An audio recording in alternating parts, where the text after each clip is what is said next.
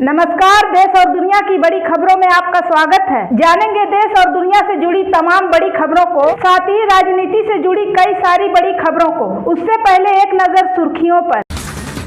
CM पद पर बढ़ा सस्पेंस, चुनाव जीते भाजपा के सभी सांसदों और मंत्रियों ने लोकसभा से दिया इस्तीफा।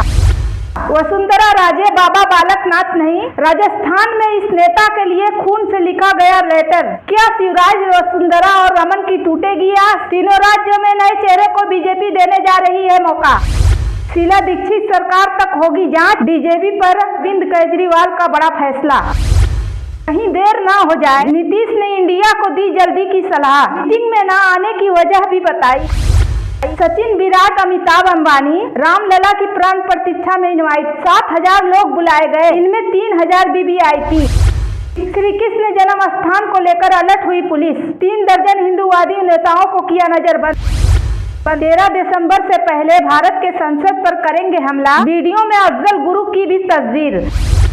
चंद्रयान 4 पर चंद्रमा से नमूना लाने की तैयारी में इसरो। सोमनाथ ने बताया कब तक होगा लॉन्च।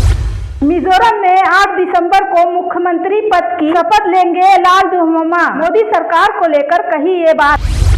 मायावती ने बीजेपी सरकार पर कसा तंज, कहा इस महंगाई के दौर में आमदनी अठन्नी भी नहीं और खर्चा रुपया। उत्तर प्रदेश में योगी आदित्यनाथ का ऐलान, डॉक्टर अंबेडकर पर शोध करने वाले छात्रों को दी जाएगी छात्रवृत्ति। पाकिस्तान की छाती पर चढ़कर दुनिया को ताकत दिखाएगा भारत, बॉर्डर पर करने जा रहा है ये बड़ा काम। ग्लोबल इन्वेस्टर समिट का उद्घाटन करेंगे पीएम मोदी। समापन सत्र में अमित शाह रहेंगे मौजूद। सुप्रीम कोर्ट ने असम के अप्रवासियों की नागरिकता का मांगा डेटा। कोर्ट ने कहा बांग्लादेशी प्रवासियों को नागरिकता देने का असर असम पर नहीं पड़ा। चेन्नई में 17 लोगों की मौत। हरियाणा में बनेगी आईफोन की बैटरी, गुरुग्राम में लगेगी फैक्ट्री। जापान की कंपनी इन्वेस्ट करेगी 7,000 करोड़, 8,000 लोगों को मिलेगी नौकरी। दिल्ली एनसीआर के मौसम को लेकर बड़ा अपडेट। तूफान निचौन आंध्र तट से टकराकर उत्तर दिशा में बढ़ा। 100 से ज्यादा ट्रेनें और 50 से ज्यादा फ्लाइट कैंसिल। चलिए जानते हैं अब बड़ी खबरों को विस्तार से। उससे पहले वीडियो को एक लाइक करके हमें सपोर्ट जरूर करें। सीएम पद पर बढ़ा सस्पेंस, चुनाव जीते भाजपा के सभी सांसदों और मंत्रियों ने लोकसभा से दिया इस्तीफा।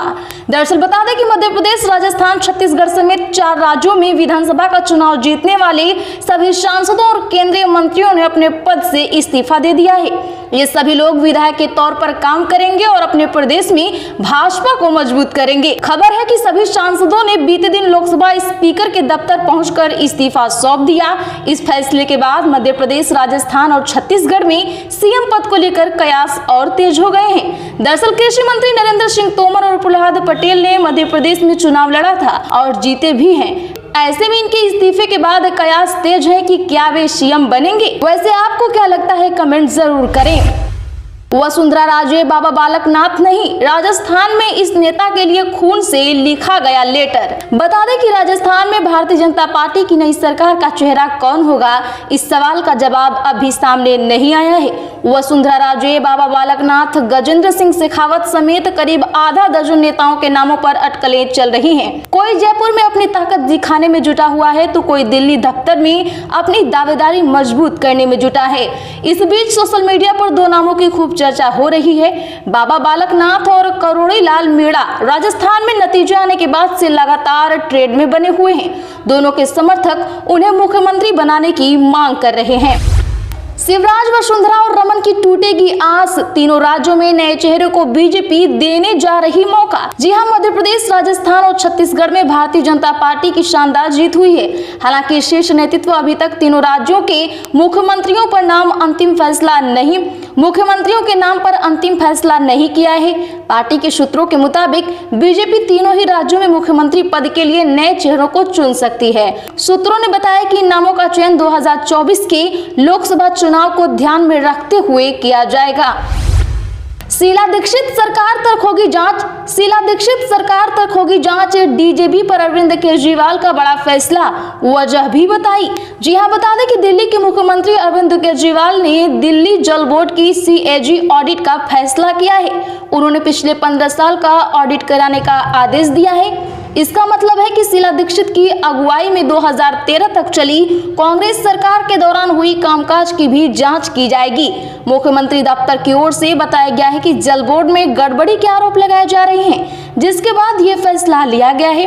सरकार के एक वरिष्ठ पदाधिकारी ने कहा कि दिल्ली जल बोर्ड में आर्थिक अनियमितता के लगाए जा रहे आरोपों की वजह से सीएजी ऑडिट का फैसला लिया गया है।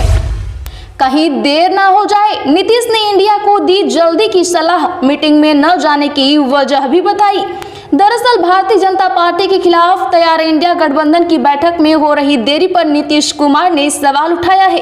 पटना में एक कार्यक्रम के बाद मीडिया को संबोधित करते हुए उन्होंने कहा कि मैं चाहता हूं कि काम आगे बढ़े। खबरों में कहा जा रहा था कि मैं बैठक में शामिल नहीं होने वाला हूं, मैं बुखार से पीड़ित था। साथ ही उन्होंने ये भी कहा कि यह संभव नहीं है कि मैं बैठक में नहीं जाऊं। नीतीश कुमार ने कांग्रेस को सलाह देते हुए कहा कि गठबंधन की अगली बैठक में हमें भविष्य की योजना बनानी चाहिए। उन्होंने कहा कि अब काफी देरी हो रही है। सचिन, विराट, अमिताभ अंबानी को रामलला की प्राण प्रतिष्ठा में न्योता, 7,000 लोगों को निमंत्रण, जिनमें 3,000 वीवीआईपी कार सेवकों के परिजन भी आएंगे। जी हां, बता दें कि अयोध्या में बन रहे राम मंदिर में 22 जनवरी को रामलला की प्राण प्रतिष्ठा की जाएगी। इसके लिए 7,000 लोगों को निमंत्रण भेजा जा रहा है। इसमें PM Narendra Modi, CM Yogi Adityanath, RSS प्रमुख मोहन भागवत समेत 3,000 वीवीआईपी के नाम हैं। लिस्ट में क्रिकेटर सचिन तेंदुलकर और विराट कोहली का भी नाम है। इसके अलावा देश भर से 4,000 साधु संतों को बुलाया जा रहा है। मायावती ने बीजेपी सरकार पर कसा तंज, कहा इस महंगाई के दौर में आमदनी अठन्नी भी नहीं पर हो रहा खर्चा रुपया। दरअसल बता दें कि बसपा प्रमुख मायावती ने डॉक्टर भीमराव अंबेडकर के परिनिर्वाण दिवस के मौके पर श्रद्धांजलि अर्पित करते हुए प्रतिक्रिया दी। इस दौरान उन्होंने सोशल मीडिया प्लेटफॉर्म एक्स पर पोस्ट करते हुए बीजेपी सरकार पर तंज कसा।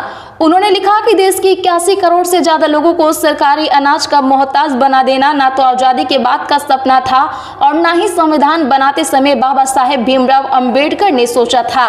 मायावती ने अंबेडकर के 67वें परिनिर्वाण दिवस के मौके पर एक्स पर लिखा, लगभग 140 करोड़ की विशाल आबादी वाले भारत के गरीब, मजदूरों, दलितों, आदिवासियों, अति पिछड़ों सहित उपेक्षित बहुजनों की मसीहा और देश की मानवतावादी समता मूलक संविधान के निर्माता भारत रत्न परम पूज्य बाबा साहेब डॉक्टर भीमराव अंबेडकर को आज उनके परिनिर्वाण दिवस पर अपार श्रद्धा सुमन अर्पित। चंद्रयान 4 पर चंद्रमा से नमूना लाने की तैयारी में इसरो, सोमनाथ ने बताया कब तक होगा लॉन्च। जी हां, बता दें कि लैंडर विक्रम द्वारा चंद्रमा पर उड़ान भरने के कुछ सप्ताह बाद ही चंद्रयान 3 का प्रोडोदन मॉड्यूल पृथ्वी की कक्षा में वापस आ गया। इस घटना ने इसरो को भारत के अगले बड़े चंद्रयान मिशन की दिशा में तेजी से आगे बढ़ने का एक सुनहरा मौका प्रदान किया है। चंद्रमा की सतह पर इंजनों को फिर से चालू कर सकता है, साथ ही एक अंतरिक्ष यान को पृथ्वी की कक्षा में वापस लाया जा सकता है। चंद्रयान 4 का उद्देश्य चंद्रमा से नमूने वापस लाना है। टाइम्स ऑफ इंडिया ने इसरो के अध्यक्ष ए सोमनाथ के हवाले से इस नए मिशन की जानकारी दी है।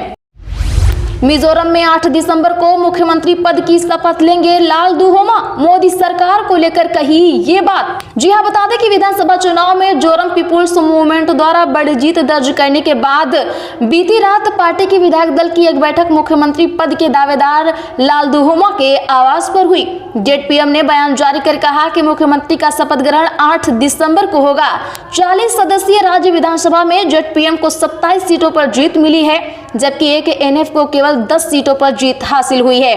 लाल दुहोमा ने कहा कि उनकी सरकार शपथ ग्रहण के बाद अगले 100 दिनों के लिए सर्वोच्च प्राथमिकताएं तय करेगी। मिजोरम की अगली सरकार केंद्र से अच्छे संबंध बनाए रखेगी। उनकी पार्टी किसी राजनीतिक समूह में शामिल नहीं होगी। उन्होंने कहा कि उनकी प्राथमिकताएं अधूरी परियोजनाओं को पूरा करना होगा। पाकिस्तान की छाती पर चढ़कर दुनिया को ताकत दिखाएगा भारत, बॉर्डर पर करने जा रहा ये बड़ा काम। जी हां, बता दें कि पाकिस्तानी की छत पर चढ़कर यानी भारत पाकिस्तान सीमा से बिल्कुल लगकर भारत एक बड़ा प्रोजेक्ट लगाने जा रहा है। इस काम में उसकी मदद अडानी ग्रुप की एक कंपनी कर रही है। ये ऐसा प्रोजेक्ट होगा जिसका लोहा पूरी दुनिया मानेगी। अब से 3 साल बाद दुनिया भर में भारत के इस प्रोजेक्ट की चमक दिखाई देगी। तूफान मिचोंग का असर 17 राज्यों में, आज भारी बारिश का अनुमान। दिल्ली एनसीआर के मौसम को लेकर बड़ा अपडेट। जी हाँ, बता दें कि चक्रवाती तूफान मिचोंग और पश्चिमी विक्षोभ ने देश के मौसम का रुख बदल दिया है। कहीं मूसलाधार बारिश है तो कहीं तेज हवाओं का असर। तमिलनाडु, आंध्र प्रदेश, ओडिशा और पुडुचेरी में मिचोंग तूफान का असर दिखा, जहां जमकर बारिश हुई। वहीं राष्ट्रीय राजधानी दिल्ली सहित पूरे उत्तर भारत में फिलहाल मौसम शुष्क बना हुआ है, लेकिन यहाँ भी कुछ दिनों तक बारिश की फुहार जारी रही। रांची मौसम विज्ञान केंद्र के पूर्वानुमान के अनुसार गंभीर चक्रवात मिचोंग के प्रभाव के कारण झारखंड में 7 दिसंबर को हल्की से मध्यम बारिश होने की उम्मीद है।